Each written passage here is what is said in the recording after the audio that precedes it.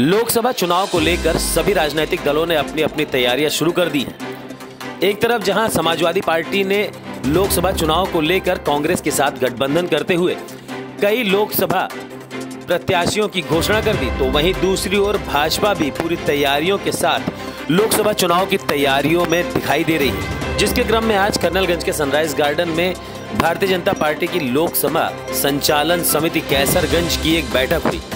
बैठक में भारतीय जनता पार्टी के कई विधायक, एमएलसी, जिला अध्यक्ष तथा वरिष्ठ पदाधिकारियों के साथ सैकड़ों कार्यकर्ताओं की मौजूदगी रही, जिसमें जीत को लेकर कई महत्वपूर्ण विषयों पर चर्चा तथा रणनीति बनाई गई। लोकसभा संचालन समिति के दौरान उत्तर प्रदेश शासन के कैबिनेट मंत्री धर्मपाल सिंह बतौर मुख्य अतिथि मौजूद रहे, जिनकी देखरेख में बैठक और कार्यक्रम का आयोजन हुआ।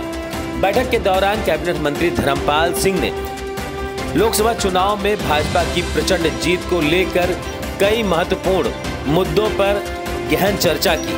साथ ही गांव चलो अभियान, नए मतदाता बनाने तथा अन्य कई महत्वपूर्ण बिंदुओं पर चर्चा करते हुए अपने पदाधिकारियों, विधायकों तथा वरिष्ठ कार्यकर्ताओं को जीत का मंत्र दिया। पत्रकारों से बातचीत के दौरान कैबिनेट मंत्री ने राहुल गांधी पर भी जमकर हमला बोला। कैसरगंज लोकसभा एक कार्यक्रम संगठनात्मक है और इसमें लोकसभा के संयोजक, लोकसभा के प्रभारी और विधानसभाओं के संयोजक, विधानसभाओं के प्रभारी, इस तरीके से दायित्ववान कार्यकर्ताओं को बुलाने का काम किया। और चुनाव लोकसभा कैसरगंज हम बहुत रिकॉर्ड मतों से जीते, इसका लक्ष्य निर्धारित किया। बनारस में उन्होंने ये कहा कि यूपी का जो भविष्य है युवा, वो शराब पी के नाच रहा है काशी में। देखिए, अब राहुल गांधी के बारे में हम क्या बोलें, ये देश राम का है। इस देश का, इस प्रदेश का युवा राम से प्रभावित है। रमैती सा राम, जो सब में रमण करता है वो राम है।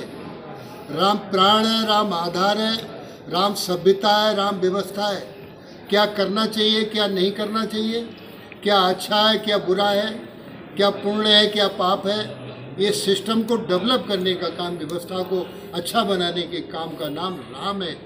अब वो क्या कह रहे हैं, वो तो नेहरू कल्चर के लोग हैं। तो राम, जो उन्होंने 70 वर्ष तक राम जन्मभूमि के प्रकरण को चलाने का काम किया था, तारीख पर तारीख लेने का काम किया था, ये देश की सभ्यता और व्यवस्था को खंडित करने वाले लोग हैं, इसलिए ऐसा बोल रहे हैं। रायबरेली में ऐसा क्या अपवित्र हो गया कि गंगा जल से धोना पड़ा रायबरेली की सड़कों को राहुल गांधी की यात्रा के बाद? देखिए, इस बारे में मैं इतना ही कहूँगा कि जो विचारों से ही देश बनता है, कारखानों से, फैक्ट्रियों से, अन्य व्यवस्थाओं से संपन्नता नहीं आंकी जाती है। देश की संपन्नता व्यक्ति के रहने के ढंग से, बुद्धिजीवी लोगों के बुद्धिमत्ता से देश की आस्था, सभ्यता आंकने का काम किया जाता है। यदि ऐसा कहीं किया गया है तो वो इसलिए किया गया है। दिग्विजय सिंह ने जिस तरीके से कहा है कि अगर ईवीएम से चुनाव हो जाए तो 200 सीट भाजपा नहीं जीत पाएगी, कैसे देखते हैं इसको? देखिए, दिग्विजय सिंह, ये लोग सब खिसियानी बिल्ली खम्बा नोचे, ये सब हार रहे हैं। जनता इनको अभी से जवाब दे रही है, इन सबकी जमानतें जब्त होंगी। कांग्रेस तो खत्म ही हुई जा रही है। माननीय मोदी जी ने कहा था कांग्रेस मुक्त भारत।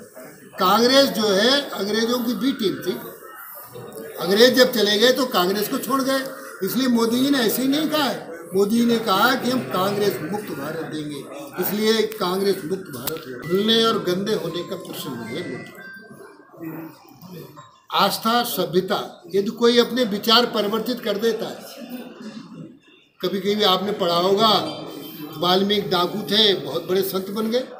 तो ऐसी किस समय किसको बुद्धि आ जाए, तो अच्छी बुद्धि आ रही है, हम स्वागत कर रहे हैं। दिग्विजय सिंह जिन्ना को जिन्ना साहब कहकर कह रहे हैं, इसको कैसे देखते हो आप?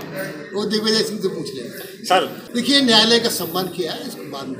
समाजवादी पार्टी में जिसमें अखिलेश यादव और स्वामी प्रसाद मौर्य में तनातनी चल रही है, वो पार्टी से अलग हो गए, कैसे देख रहे हैं इसको? फिर भी इंडिया गठबंधन की बात कर रहे हैं स्वामी प्रसाद। बहुत इंडिया गठबंधन के बारे में पहले से ही हम लोगों ने कहा था, कोई इधर गिरा कोई उधर गिरा, पता नहीं कहाँ चले गए, ये सब ऐसी तितर-बितर हो जाएंगे, कोई किसी का अस्तित्व। अरे कुछ भी होते रहे, हम लोग भारतीय जनता पार्टी प्रचंड बहुमत से जीतेगी, माननीय मोदी जी इस देश के प्रधानमंत्री बनेंगे।